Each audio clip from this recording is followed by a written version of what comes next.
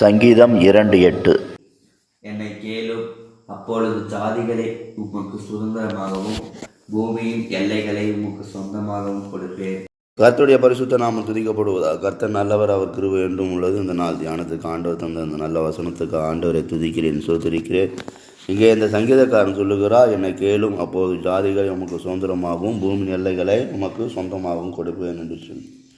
அப்போ இந்த நாளில் கூட நாம் எப்படி காணப்படுகிறோம் என்பதை சிந்தித்து ஆராய்ந்து தேவனோடு நடக்க வேண்டும், தேவனோடு நடக்க விரும்ப வேண்டும். நாம் ஆண்டவரிடத்தில் எதற்கெல்லாம் ஜெபித்து கொண்டு இருக்கிறோம் என்பதை ஆராய்ந்து பார்க்க வேண்டும். அநேக காரியங்களுக்காக நாம் ஜெபிக்கிறோம் என்று சொல்லுவோம், ஆனால் ஆத்மாக்களுக்காக, அழிந்து போகிற ஜனங்களுக்காக நாம் ஆண்டவரிடத்தில் ஜெபிப்பது உண்டோ என்பதை ஆராய்ந்து பார்க்க வேண்டும். நாம் எந்தெந்த காரியத்துக்காக நாம் ஜெபித்து கொண்டிருந்தாலும், உலக சம்பந்தப்பட்ட, வேலை சம்பந்தப்பட்ட காரியங்களுக்காக ஜெபித்து கொண்டிருந்தாலும், அழிந்து போகிற ஆத்மாக்களுக்காக ஒவ்வொரு நாளும் ஜெபிக்கக்கூடியவங்களாக இருக்க வேண்டும். அதனால தான் இங்கே எழுதப்பட்டிருக்கிறது, என்னை கேளும், அப்போது ஜாதிகளை உமக்கு சுதந்திரமாகவும் பூமியின் எல்லைகளை சொந்தமாகவும் கொடுப்பேன் என்று சொல்லி. அப்போ நம்ம கேட்கும்போது நம்முடைய ஆண்டவர் என்ன பண்ணுறாரு?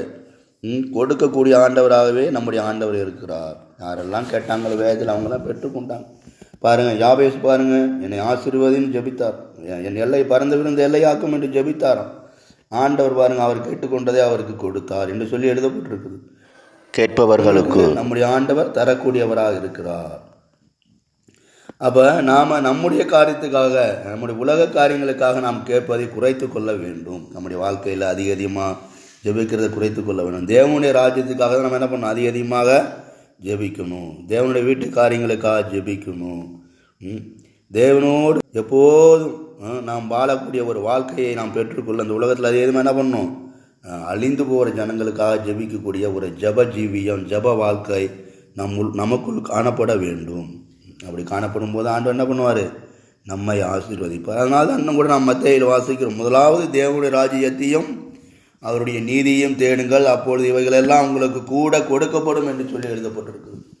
அப்போ தேவனுடைய ராஜ்யம் விலையேற பெற்றதாக இருக்குது. உலகத்தில் பாருங்கள், ஒரு சில ஆசீர்வாதங்கள், நன்மைகளை பெற்றுக்கொள்ள மனுஷன் என்ன பண்ணுறான்?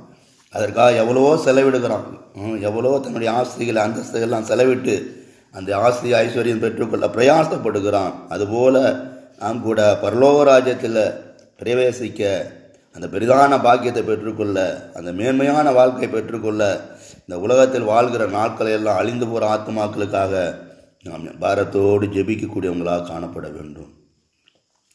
தேவனுடைய ராஜ்யம் பலவந்தம் செய்யப்படுகிறது என்று சொல்லி நாம் வாசிக்கிறோம். அப்போ தேவனுடைய ராஜ்யத்துக்காக நம்ம என்ன பண்ணோம்? உலகத்தில் இருக்கிற நாட்கள் எல்லாம் நம்ம அதிகமாக பிரயாசத்தோடு காணப்பட வேண்டும், தாகத்தோடு காணப்பட வேண்டும். ஆண்டவரே, எங்களுக்கு தந்த ரட்சிப்பு, எங்களுக்கு தந்த இந்த இளைப்பாறுதல், எங்களுக்கு தந்த இந்த கிருபை, எங்களுக்கு தந்த இந்த மேன்மை, ஆண்டவரே உலகத்தில் அழிந்து போகிற ஒவ்வொரு ஆத்மாக்களுக்கும் கொடுக்க வேண்டும் என்று சொல்லி நாம் ஒவ்வொரு நாளும் ஜெபிக்க வேண்டும். அழிந்து போகிற ஆத்மாக்களை மீட்கும்படியாக நாம் தேவ சமூகத்தில், தேவ சந்நிதியில், திறப்பின் வாசலில் நிற்கக்கூடியவங்களாக காணப்பட வேண்டும். ஒவ்வொரு நாள் அப்படியாக நாம் அழிந்து போகிற ஆத்மாக்களுக்காக ஜெபிக்கக்கூடிய ஒரு ஜப வாழ்க்கையை நாம் ஆண்டவரத்தில் கேட்டு பெற்றுக்கொள்ளும் போது நிச்சயமாக தேவன் நமக்கு உதவி செய்வார். நம்முடைய ஜபத்தை எல்லாம் கேட்டு ஜபத்துக்கு பதில் தருவார். தேசத்து மேலே பெரிதான ஒரு ரட்சிப்பின் செயலை அவர் வெளிப்படுத்துவார். கர்த்ததாம் இந்த வசனங்களால் நம்ம ஒரு ஆசீர்வதிப்பாராக. ஜபம். கிருபையும் ஸ்நேகம் நிறைந்த நல்ல தெய்வமே, நன்றி செலுத்துகிறோம். இதனால் நீர் எங்களோடு பேசின வார்த்தைகளுக்கு ஆசோத்திரம். நாங்கள் கூட இந்த நாட்களில் அழிந்து போகிற ஆத்மாக்களுக்கு அதிகமாக ஜெபிக்கக்கூடிய ஒரு பாரத்தை எங்களுக்கு தாங்கப்பா, ஜபாவியை தாங்கப்பா, ஒரு வாஞ்சிய தாகத்தை தாங்க. உலகம் பின்னே சிலுவையின் முன்னே என்று சொல்லி நாங்கள் கூட ஓடி வர உதவி செய்யுங்க. ஆசீர்வதிங்க, அவங்க நன்மை நான் நிரப்புங்க. கனமகிமை செலுத்துகிறோம் இயேசு நாமத்தில் பிதாவே, ஆமீன்.